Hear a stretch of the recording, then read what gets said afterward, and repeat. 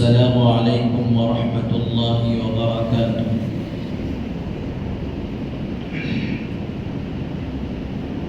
الحمد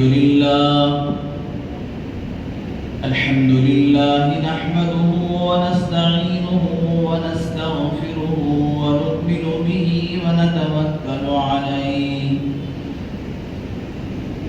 ونعوذ بالله من شرور أنفسنا ومن سيئات أعمالنا. من يهده الله فلا مضل له ومن يضلله فلا هادي له. ونشهد أن لا إله إلا الله وحده لا شريك له ولا نذير له ولا مشير له ولا وزير له. ونشهد أن سيدنا وسندنا ونبينا ومولانا محمد وبارك وسلم تسليما كثيرا كثيرا. أرسله الله تعالى بين يدي الساعة بشيرا ونذيرا وداعيا إلى الله بإذنه وسراجا منيرا. أما بعد فقد قال الله تبارك وتعالى في القرآن المجيد والفرقان الحميد: أعوذ بالله من الشيطان الرجيم. بسم الله الرحمن الرحيم. محمد رسول الله والذين معه أشداء على الكفار رحماء بينهم تراهم ركعا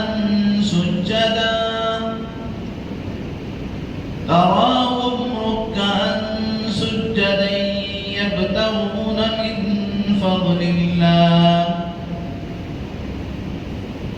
صدق الله العظيم وصدق رسوله النبي الكريم ونحن على ذلك لمن الشاهدين والشاكرين. سبحانك لا علم لنا إلا ما علمتنا إنك أنت العليم الحكيم.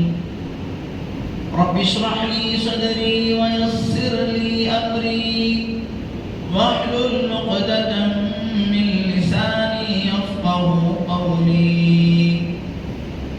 اللهم صل على سيدنا مولانا محمد وبارك وسلم. اللهم صل على سيدنا مولانا محمد وبارك وسلم. اللهم صل على سيدنا مولانا محمد وبارك وسلم تسليما كثيرا كثيرا.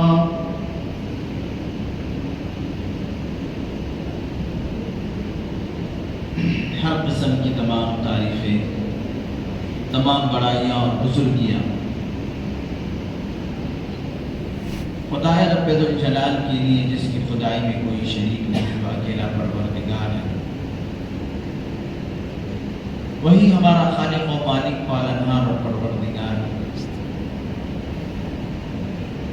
ہر پل ہر لمحہ کروڑ انگنت لاتعداد درود و سلام امام الانبیاء خاتم النبیین سید المرسلین رحمت للعالمین محبوب کبریا محمد مصطفیٰ احمد مجتبی حضرت رسول پاک صلی اللہ علیہ وسلم.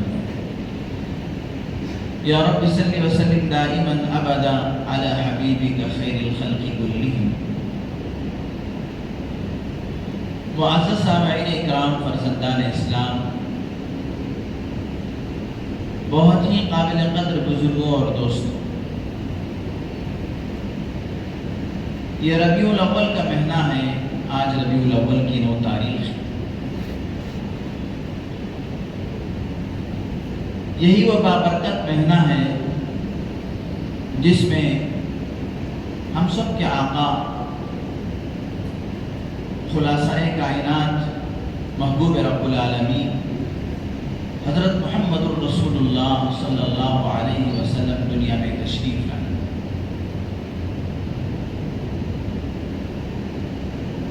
آپ کے آنے سے دنیا والوں کو کیا کچھ ملا، یہ تو بڑی لمبی تفصیل ہے۔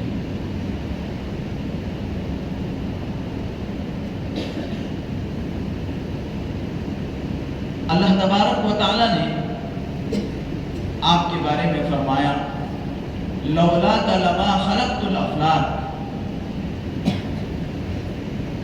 اگر آپ نہ ہوتے تو میں زمین و آسمان کو پیدا نہیں کرتا۔ آپ وجہ تخلیق کائنات ہیں، آپ کی وجہ سے اللہ تبارک و تعالی نے آسمان و زمین کو پیدا فرمایا۔ آپ کی پیدائش اور آپ علیہ السلام کی آمد ساری انسانیت کے لیے، ساری مخلوقات کے لیے خوشی کا باعث ہے۔ لیکن آپ علیہ السلام کی آمد کو، آپ کی پیدائش کے دن کو صرف رسمی طور پر منانے میں کوئی کامیابی نہیں ہے، بلکہ آپ کی منشا کو سمجھ کر، آپ کی زندگی کے مقصد کو سمجھ کر زندگی گزارنا، یہی اصل کامیابی ہے۔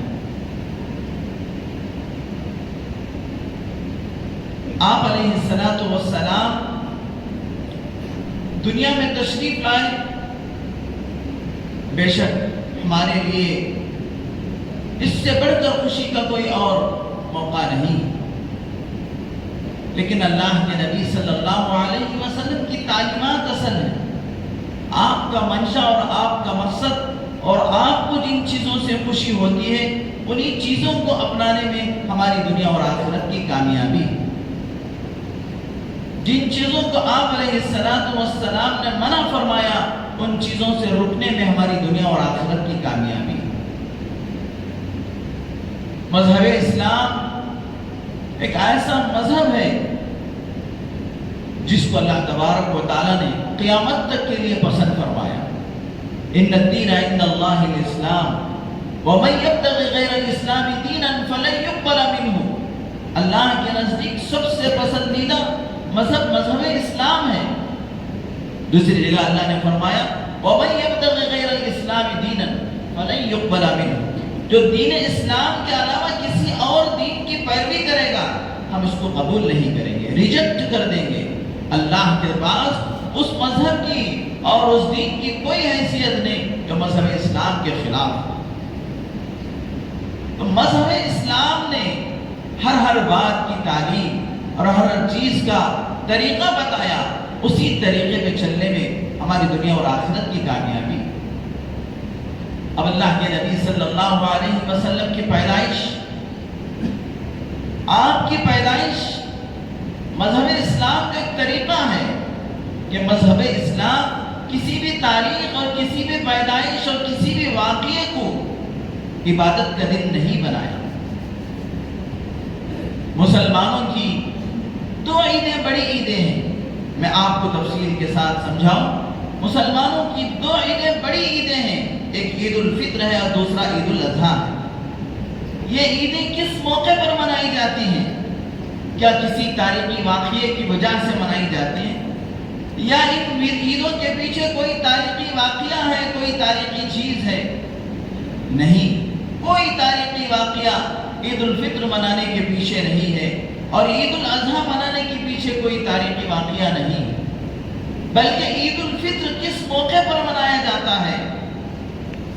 عید الفطر جب ہم لوگوں نے اللہ کی عبادت کی، مہینہ بھر ہم نے روزہ رکھا، تراویح پڑھے، قرآن کو سنا، تو اب اس کے اختتام پر یکم شوال کو عید الفطر منائی جاتی ہے، اس خوشی پر کہ اللہ نے ہم کو عبادت کی توفیق عطا فرمایا، روزوں کی اللہ نے توفیق عطا فرمایا، اس کے شکرانے کے طور پر عید الفطر منایا جاتا ہے۔ عید الاضحیٰ کب منایا جاتا ہے؟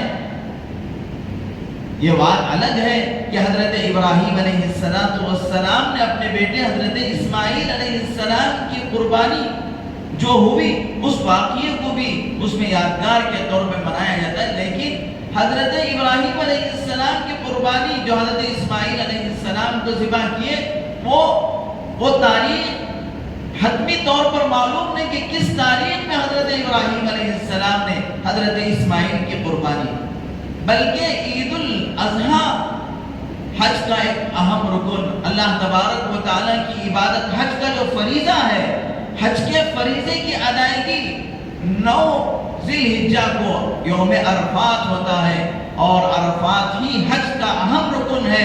عرفات کے بعد حاجی بن جاتا ہے، حاجی کا حج مکمل ہو جاتا ہے، اس کی خوشی کے طور پر عید الاضحیٰ منائی جاتی ہے۔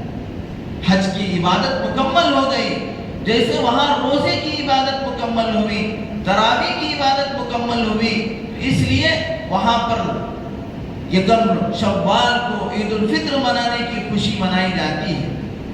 اور یہاں حج کے ارکان مکمل ہوئے جو 8 ذی الحجہ سے شروع ہوئے تھے، 9 ذی الحجہ کو یوم عرفات کے بعد حاجی کا حج مکمل ہو جاتا ہے، تو 10 ذی الحجہ کو عید الاضحیٰ منائی جاتی ہے، ایک عبادت کے اختتام پر، ایک عبادت کے مکمل ہونے کے شکرانے پر۔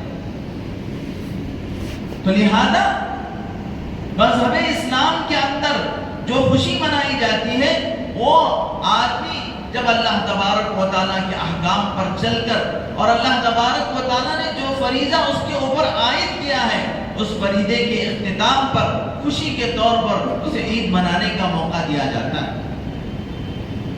اسی طریقے سے امام الانبیاء خاتم النبیین حضرت محمد الرسول اللہ صلی اللہ علیہ وسلم کی عادت مبارکہ تھی کہ آپ علیہ السلام پیر کے دن روزہ رکھتے تھے۔ آپ نے سب سنا ہے پیر اور جمعرات کو، لیکن پیر کا روزہ اللہ کے نبی صلی اللہ علیہ وسلم جمعرات کے روزے سے زیادہ پابندی کے ساتھ رکھا کرتے تھے۔ آپ علیہ السلام کو پوچھا گیا کہ آپ پیر کا روزہ کیوں رکھتے ہیں؟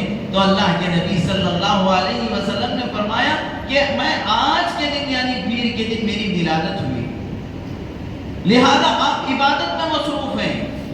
میرے دوستو، اگر خوشی کا موقع ہوتا تو آدمی عید مناتا، جیسے کہ عید کے دن روزہ رکھنا آپ کو حرام ہے، اس لیے کہ عید الفطر کے دن آپ کو روزہ رکھنا حرام ہے، اس لیے کہ یہ خوشی کا دن۔ عید الاضحیٰ کے دن آپ کو روزہ رکھنا خوشی کا دن ہے، لہذا روزہ رکھنا آپ کے لیے حرام ہے۔ آپ علیہ السلام نے روزہ رکھ کر اپنی امت کو بتایا کہ یہ خوشی کا دن نہیں بلکہ عبادت کا دن۔ آپ نے پیر کے دن روزہ رکھا، تو لہذا اسی طریقے سے ہماری 2 عیدیں بڑی عیدیں ہیں، جیسے عید الفطر ہے اور عید الاضحیٰ ہے، اور چھوٹی عید ہماری جمعہ کا دن ہے۔ لہذا کتابوں میں احادیث کے اندر آیا ہے کہ صرف جمعہ کا دن اس نیت سے کہ جمعہ کا دن اہم ہے، جمعہ کے دن عید کا دن ہے، چھوٹی عید کا دن ہے، اس لیے میں خالص جمعہ کے دن کا روزہ رکھوں، ایسا خالص جمعہ کے دن کا روزہ رکھنا مکروہ ہے۔ خالص جمعہ کے دن کا روزہ رکھنا مکروہ ہے، اس لیے کہ یہ بھی ایک چھوٹی سی عید ہے، لہذا ہاں کوئی آدمی جمعرات اور جمعہ 2 دن کا روزہ رکھتا ہے تو اس کے لیے اجازت ہے، لیکن خالص جمعہ کا روزہ اس لیے کہ یہ عید کا دن ہے ایسا سمجھ کر آدمی روزہ رکھے گا تو اس کے لیے مکروہ ہے۔ تو خوشی کا دن الگ ہوتا ہے اور عبادت کا دن الگ ہوتا ہے۔ اللہ کے نبی اسی طریقے سے دیکھیے، جو یہود ہیں ان کی عید کا دن ہفتے کا دن ہے، دنوں کے اعتبار سے ہفتے کے دن یہود یوم السبت ہفتے کے دن عید مناتے ہیں، اور جو نصارہ ہوتے ہیں وہ اتوار کے دن، کرسچن وہ اتوار کے دن چرچ جاتے ہیں۔ اب ہم لوگ جو مسلمان ہیں یہود کے بعد اور نصارہ کے بعد اللہ کے نبی صلی اللہ علیہ وسلم کی امت دنیا میں آئی، تو ہمارے لیے جب ہفتے کا دن ہو گیا، اتوار کے دن ہو گیا، تو پیر کا دن ہمارے لیے عید کا دن ہونا تھا. یعنی جیسا جمعہ کا دن ہے، جمعہ کا دن ترتیب کے اعتبار سے اس لیے کہ پہلے یہود ہیں، بعد میں نصارہ ہیں اور بعد میں مسلمان ہیں. تو لیکن اللہ تبارک و تعالیٰ نے پیر کے دن کو بدلا کر جمعہ کا دن رکھ دیا. کہیں مسلمانوں کو یہ بات ذہن میں نہ آئے کہ اللہ کے نبی صلی اللہ علیہ وسلم کی پیدائش کا دن عید کا دن ہے، یہ مسلمانوں کے ذہن میں نہ آئے، اس لیے اللہ تبارک و تعالیٰ نے جمعہ کا دن عید کا دن رکھا، پیر کا دن نہیں رکھا. کہیں مسلمان یہ نہ سمجھ جائے کہ حضور کی پیدائش کی وجہ سے، حضور کی پیدائش کی وجہ سے جو کیا ہے پیر کا دن عید کا دن ہے. اس لیے اللہ تبارک و تعالیٰ نے اتوار کے بعد پیر کا دن آتا ہے، لیکن جمعہ کا دن بدل کر اللہ تبارک و تعالیٰ نے جمعہ کا دن عید المؤمنین کا دن رکھا. کہیں ایسا نہ ہو کہ مسلمان اسی چیز کو، اور اسی طریقے سے میرے دوستو اور بھی بہت سارے دلائل ہیں کہ اللہ کے نبی صلی اللہ علیہ وسلم کی یوم ولادت جو ہے وہ عبادت کے دن ہے، خوشی منانے، جشن منانے اور کیا ہے دیگر خرافات کو کرنے کا دن ہے. اور میرے دوستو عید جو ہوتی ہے، عید مثال کے طور پر عید الفطر ہو، عید الاضحیٰ ہو، ساری دنیا والوں کے لیے وہ عید کا دن ہوتا ہے. ساری دنیا والوں کے لیے وہ عید کا دن ہوتا ہے. عید الفطر کا دن ہے یا عید الاضحیٰ کا دن ہے تو ساری دنیا والوں کے لیے. ہاں، چاند اگر کہیں پہلے نظر آ گیا تو وہاں ایک دن پہلے ہو جائے گی، کہیں بعد میں نظر آیا تو ایک دن بعد ہوگی عید. لیکن عید الفطر یکم شوال کو ہوگی ساری دنیا کے اندر، اور عید الاضحیٰ 10 ذی الحجہ کو ہوگی پوری دنیا کے اندر. لیکن میرے دوستو جشن میلاد جو منایا جاتا ہے، اللہ کے نبی صلی اللہ علیہ وسلم کی پیدائش پر ضرور خوشی، لیکن میرے دوستو وہ دن عبادت کا دن ہے. وہ دن اللہ کے نبی پر درود بھیجنے کا دن ہے. وہ دن روزہ رکھنے کا دن ہے. اللہ کے نبی نے پیر کے دن روزہ رکھا. آپ صلی اللہ علیہ وسلم سے پوچھا کہ آپ پیر کے دن کیوں روزہ رکھا؟ تو اللہ کے نبی نے فرمایا یہ میری پیدائش کا دن، یہ میری پیدائش کا دن ہے. اور میرے دوستو مذہب اسلام کے اندر جو عیدیں منائی جاتی ہیں وہ دن میں منائی جاتی ہیں. مذہب اسلام میں جو عید منائی جاتی ہیں وہ دن میں منائی جاتی ہیں، دن کے وقت میں منائی جاتی ہیں. عید الاضحیٰ کب ہوتی ہے؟ دن میں ہوتی ہے. عید الفطر کب ہوتی ہے؟ دن میں ہوتی ہے. کیوں؟ اس لیے کہ رات میں اگر آدمی جشن مناتا ہے تو اس رات کے بہانے سے برائی کی طرف جانے کا بہت سارا خدشہ رہتا ہے. آپ عیسائیوں کی عیدیں دیکھ لو جو رات میں مناتے ہیں، عید کے بہانے سے کس قدر شور شرابہ ہوتا ہے اور کس قدر وہ لوگ گناہوں میں اور دیگر چیزوں میں اور شراب اور کباب میں اور زنا میں مبتلا ہو جاتے ہیں عید کے. لیکن اسی لیے مذہب اسلام نے دن میں عیدوں کو رکھا تاکہ کوئی آدمی عید کا سہارا لے کر برائیوں کی طرف نہ آمدہ ہو. مذہب اسلام یہ فطری مذہب ہے، یہ اللہ تبارک و تعالیٰ کا بنایا ہوا مذہب ہے، اللہ کا بھیجا ہوا مذہب ہے. اور رات میں جو جو رات میں لیلۃ القدر ہوتی ہے، شب برات ہوتی ہے ہماری، یہ عیدیں نہیں، یہ بلکہ عبادت کی راتیں ہیں. اس میں آدمی عبادت کرتا ہے اور جو خوشی منانے کا وقت اسے عید کہتے ہیں اور خوشی دن میں منائی جاتی ہے. مذہب اسلام کا فرق آپ سمجھیے.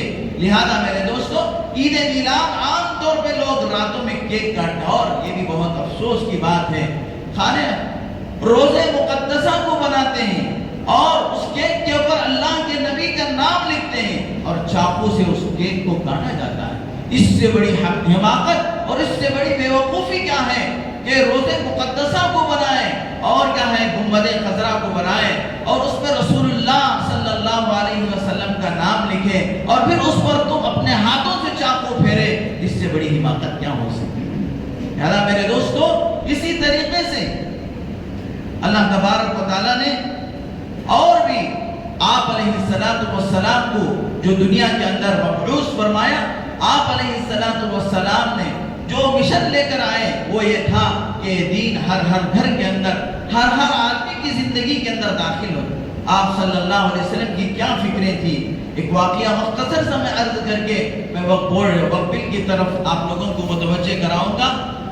उमैर इब्न वहब मक्के के बड़े सूरमाओं में से एक सूरमा था। एक मर्तबा जब जंग बदर हो गई, जंग बदर के अंदर बहुत सारे लोग मारे गए, कुफ्फार 70 शहीद 70 क्या है कत्ल हो गए और 70 गिरफ्तार हो गए। तो वहाब इब्न उमैर और सफवान इब्न उमैया ये इस्लाम के कट्टर दुश्मनों में से दुश्मन थे।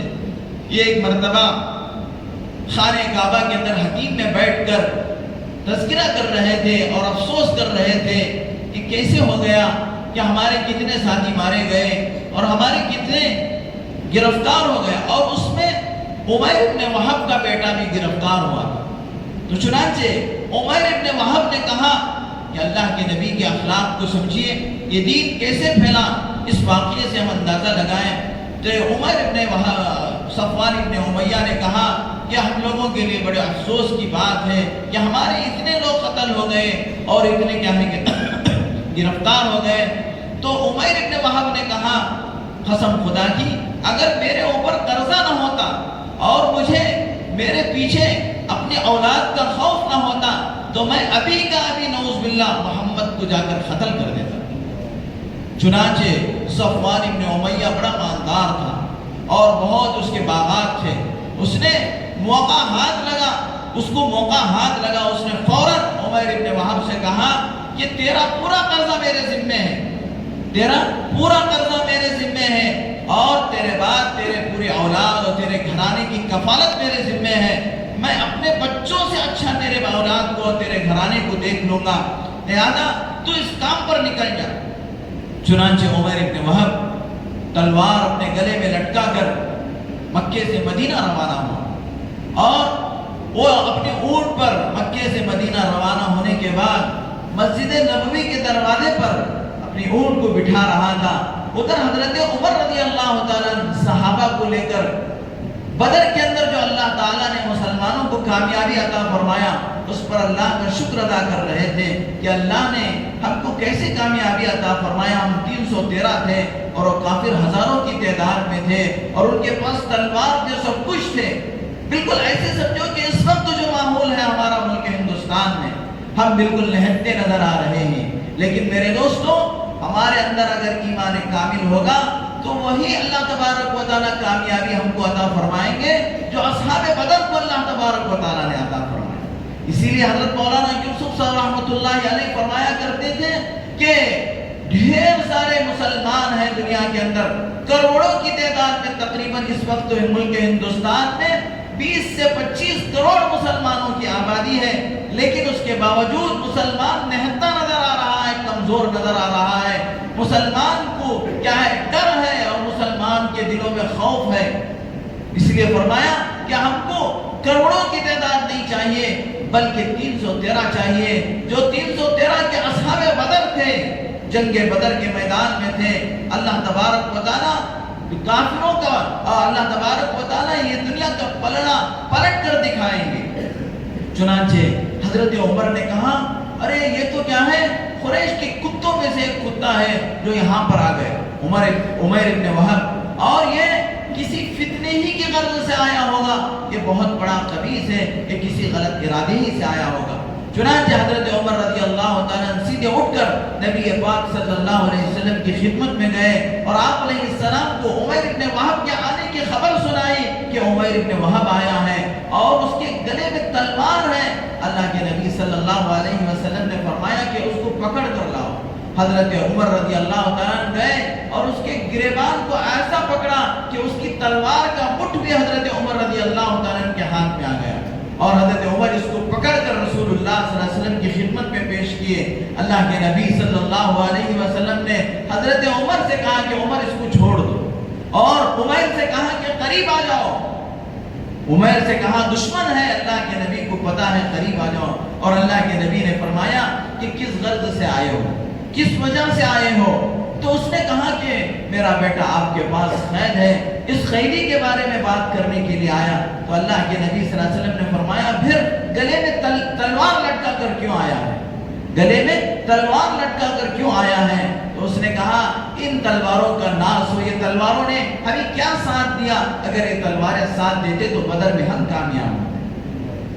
یہ تلواریں ساتھ دیتے تو بدر میں ہم کامیاب ہوتے، یہ تلواریں کیا کریں گی؟ ان تلواروں کا ناس ہو۔ رسول اللہ صلی اللہ علیہ وسلم نے اسے پوچھا سچ بتا کہ کس غرض سے آیا ہے، کس ارادے سے آیا ہے؟ تو اس نے کہا واللہ اسی ارادے سے آیا ہوں، بس میں اپنے بیٹے کو چھڑانے کے لیے درخواست لے کے آیا۔ اللہ کے نبی نے فرمایا پھر تو اور صفوان حتیم میں بیٹھ کر کیا گفتگو کر رہے تھے؟ تو نے کہا کہ اگر میرے اوپر خرچ کا بوجھ نہ ہوتا اور میں اپنے پیچھے اپنے اولاد کا خوف نہ ہوتا تو محمد کو جا کر میں قتل کر دیتا۔ تو صفوان نے اس پر کہا تھا کہ میں تیرا پورا قرض مٹا دوں گا، یعنی تیرا پورا قرض میں ادا کر دوں گا اور تیری اولاد کی کفالت اور پرورش کروں گا۔ چنانچہ یہ سننا تھا عمیر ابن وہب نے کہا کہ اشہد انک رسول اللہ، میں اب تک آپ کی ان باتوں کو جھٹلاتا تھا جو آپ آسمان سے لے کر آتے تھے، وہی کے طور پر اللہ تبارک و تعالیٰ نے آپ کے دل میں القاء کرتا تھا، لیکن یہ بات جو میرے اور صفوان کے علاوہ کسی کو معلوم نہیں، اگر آپ کو ہماری باتوں کو پتا ہے تو قسم بخدا تم اللہ کے نبی ہو اور اللہ نے ہماری باتوں کی خبر آپ کو بتائی ہے۔ اس نے کلمہ پڑھا اور مسلمان ہو گیا، اور اس کے بعد اللہ کے نبی صلی اللہ علیہ وسلم نے عمیر ابن وہب جو اللہ کے نبی صلی اللہ علیہ وسلم کا پکا کٹر دشمن تھا، ایک لمحے میں اللہ کے نبی صلی اللہ علیہ وسلم کے عادات و اخلاق کو دیکھ کر اسلام قبول کیا، اور اللہ کے نبی صلی اللہ علیہ وسلم نے فرمایا کہ تمہارے بھائی کو دین سکھاؤ، اور وہ دین سیکھنے کے بعد اللہ کے نبی سے کہا کہ اللہ کے رسول میں مکہ جاؤں گا اور جیسی محنت میں نے کفر کی حالت میں کیا اس سے زیادہ محنت کر کے لوگوں کو میں اسلام میں داخل کروں گا۔ چنانچہ ڈھیر سارے لوگوں کو میں اسلام میں داخل کیا، اور فتح مکہ کے موقع پر حضرت عمیر ابن وہب کی کوشش سے صفوان ابن امیہ بھی ایمان میں داخل ہوئے۔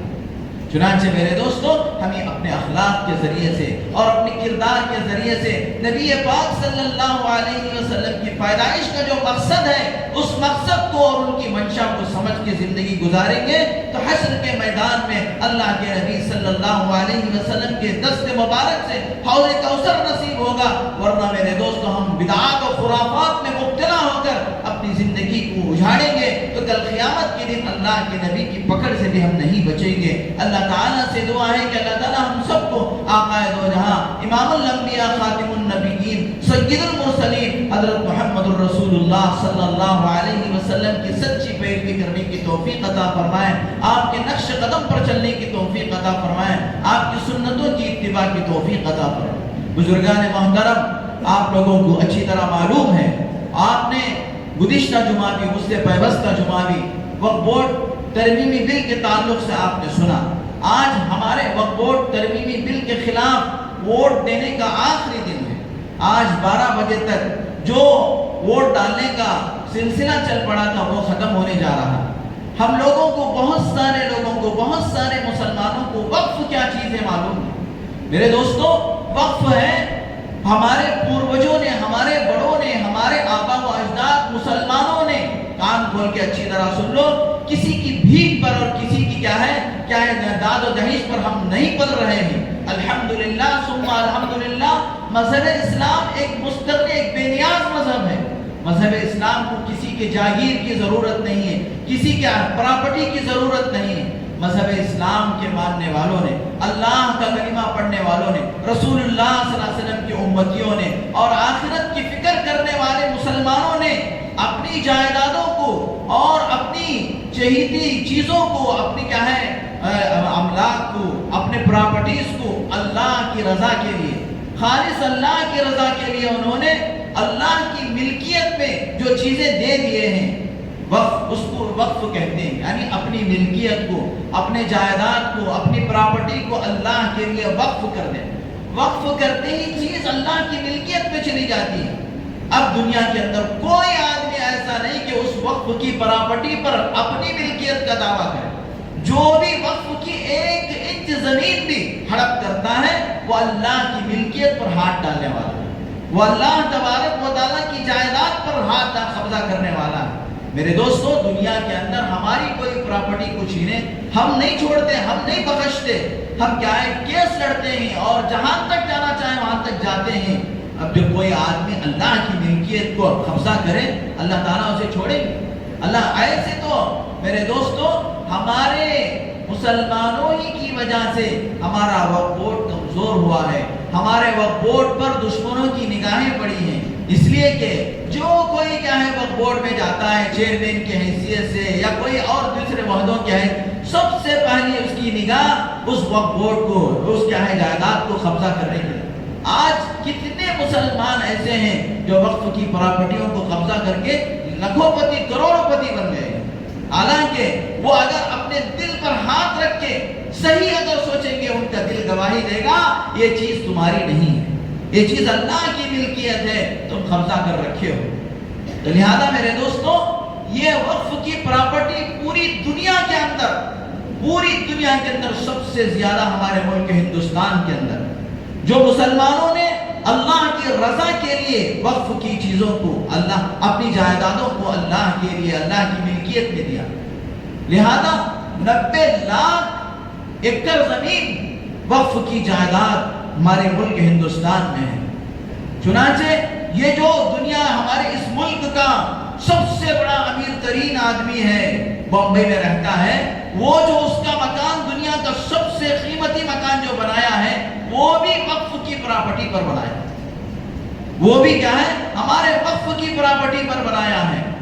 تو لہذا ہمارے پوروجوں نے، ہمارے بڑوں نے کیا لاکھوں ایکڑ زمین اللہ کے نام پہ وقف کی۔ ہمارے بنگلور کے اندر قدوس صاحب عیدگاہ اور اس کا قبرستان، اللہ اکبر، کیسے شہر کے بیچوں بیچ میں کتنی زمین ہے، اور وہ جو کیا ہے پیلس گراؤنڈ وہ بھی مسلمانوں کا ہے۔ لیکن میرے دوستوں، اور یہ لال باغ ٹیپو سلطان رحمت اللہ علیہ کا ہے، یہ ساری چیزیں، لیکن دشمنوں نے، گورنمنٹ والوں نے مسلمانوں کے ساتھ دھوکہ دے کر دھیرے دھیرے ان سب چیزوں کو قبضہ کیا ہے۔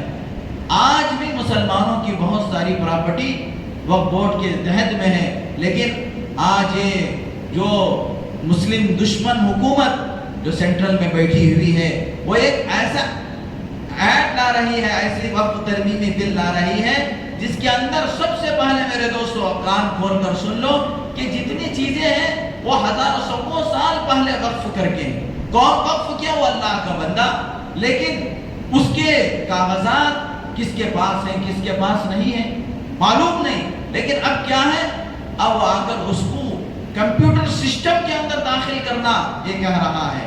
کمپیوٹر سسٹم جو چیزیں پوچھے گا وہ تمام چیزیں آپ کو دینا ہوگا۔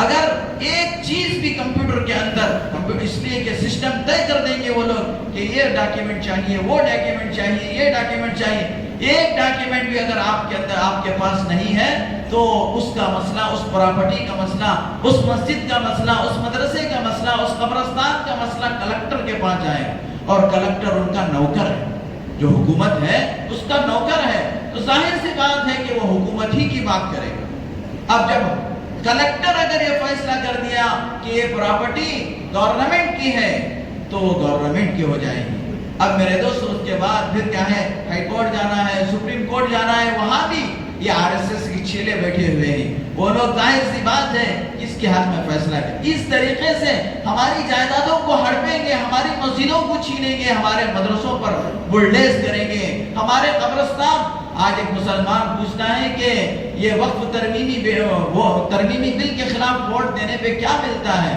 میرے دوستو، اس وقت ترمیمی بل کے خلاف ووٹ دینے پر تجھے 2 گز 6 فٹ کی زمین قبرستان میں ملے گی، ورنہ وہ بھی نہیں ملے گی تجھے۔ اگر تو اس وقف بورڈ کے بارے میں ووٹ نہیں دے گا تو قبرستان میں مردے گڑانے کے واسطے جگہیں نہیں ملیں گی۔ جیسے امریکہ کے اندر اور دیگر ملکوں کے اندر ایک مردے کو لے کر 300 400 کلومیٹر جا کر ان کو دفنانا پڑتا ہے، اور خاص اپنی پراپرٹیاں بنا کر پراپرٹیوں میں کچھ زمین خاص کر کے اس میں اپنے مردوں کو دفنانا ہے۔ ورنہ بہت سارے ملکوں کے اندر میرے دوستو قبرستان نہ ہونے کی وجہ سے مردوں کو دفنانے کے لیے جگہ نہ ہونے کی وجہ سے ان کو سمندروں کے حوالے کر دیا جاتا ہے، یا پھر میرے دوستو کتوں اور گدھوں کے حوالے کر دیا جاتا ہے مسلمانوں کی لاشوں کو۔ لہذا یہ قبرستان یہ ہمارے پوروجوں نے، ہمارے بڑوں نے امت کے واسطے وقف کیے، یہ مسجدیں، یہ عالیشان مسجدیں جس میں ہم سکون کے ساتھ اللہ کا نام لیتے، اس کی حفاظت ہم میں سے ایک ایک کی ذمہ داری ہے۔ اگر ہم اس کے لیے ووٹ دے کر اس کو نہیں بچائیں گے، کل قیامت کے دن اللہ تم کو نہیں چھوڑے گا۔ میری املاک، میری ملکیت کے اوپر قبضہ ہو رہا تھا، میری ملکیت کو کے اوپر ڈاکے ڈالے جا رہے تھے تو اب تم اپنے مزے میں تھے، تم اپنے گھروں میں، اپنی نوکریوں میں، اپنے دیگر کاموں میں تھے. اس لیے میں ہاتھ جوڑ کر آپ سے کہوں گا کہ جمعہ کے بعد رات کے 12 بجے تک آپ فارغ ہو جائیے. آپ کے دکانوں کو سلام، آپ کے کیا ہے نوکریوں کو سلام. آپ اللہ آپ کو ہمیشہ خوش رکھے، لیکن تم کیا ہے یہ کام آج ضرور کرنا. آج آخری دن ہے، آدھا دن بچا ہوا ہے، یہ آخری دن ہے. اگر کوئی ایک مسلمان بھی ووٹ دیے بغیر رہ گیا، کل قیامت کے دن اللہ اس کا گریبان پکڑیں گے. محمد الرسول اللہ صلی اللہ علیہ وسلم اس کا گریبان پکڑیں گے کہ میری امت کی اوقاف نیلام ہو رہے تھے، تم کیا کر رہے تھے.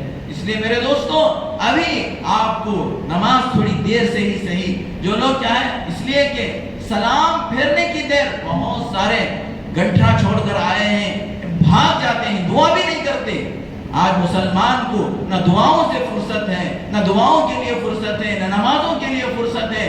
اس لیے آپ لوگ ضرور یہاں پر کیا ہے اسکین لگا ہوا ہے، جن لوگوں نے اب تک ووٹ نہیں ڈالا ہے وہ ضرور ووٹ ڈالے. اور اسی طریقے سے ہماری مسجد کے ذمہ داروں نے آپ کے لیے، آپ کی سہولت کے لیے حلوہ بنا کر اور اس میں کیا ہے بہت سارے مقوی غذائیں ڈال کر آپ کو کیا ہے آپ کے سامنے پیش کر رہے ہیں. لیکن آپ کر رہے ہیں کہ مجھے نوالا بنا کر منہ تک لے جانے میں میرے ہاتھ میں درد ہو رہا ہے. چلو نوالا بھی بنا کر آپ کے منہ میں رکھ رہے ہیں، آپ کہہ رہے ہیں کہ مجھے چاپنے نہیں ہو رہا ہے تو ہم کیا کریں گے. تو لہذا ووٹ کے سلسلے میں ووٹ ڈالنے کے لیے ساری تیاریاں کر کے صرف 1 سیکنڈ میں، آدھے منٹ کے اندر آپ کو اسکین کر کے ووٹ ڈالنا ہے، وہ بھی ہم سے نہیں ہو رہا ہے. 20 سے 25 کروڑ مسلمان ہندوستان میں رہ رہے ہیں، ابھی تک صرف 1.5 کروڑ ووٹ پہنچے ہیں میرے دوست. یہ ہماری غفلت اور ہمارے سوماری پن کی علامت ہے. اللہ تعالی ہم سب کو وقت سے پہلے جاگنے کی توفیق عطا فرمائے. لہذا ابھی آپ کو 10 منٹ وقت دیا جائے گا. جن لوگوں نے اب اسکین نہیں کیا ہے وہ جلد سے جلد یہاں مسجد کے باہر جو اسکین لگا ہوا ہے اس میں اسکین کر لے. اس کے بعد خطبہ ہوگا، اس کے بعد نماز ہوگی، مختصر خطبہ ہوگا اور مختصر نماز ہوگی. ہمارے جو نوجوان جن کو معلوم ہے QR کوڈ کے ذریعے سے اسکین کرنا، وہ تھوڑا جن لوگوں نے اب تک نہیں کیا ان کی رہبری کرے اور ان کا ووٹ کیا ہے ووٹ یعنی جوائنٹ الیکشن کمیٹی کو تک پہنچانے کی کوشش کریں. 10 منٹ کے لیے وقت ہے. جو جن احباب نے ووٹ نہیں کیا ہے وہ ووٹ کریں اور باقی لوگ سنتیں پڑھ کر اللہ کا ذکر کرتے رہیں، دعا کرتے رہیں.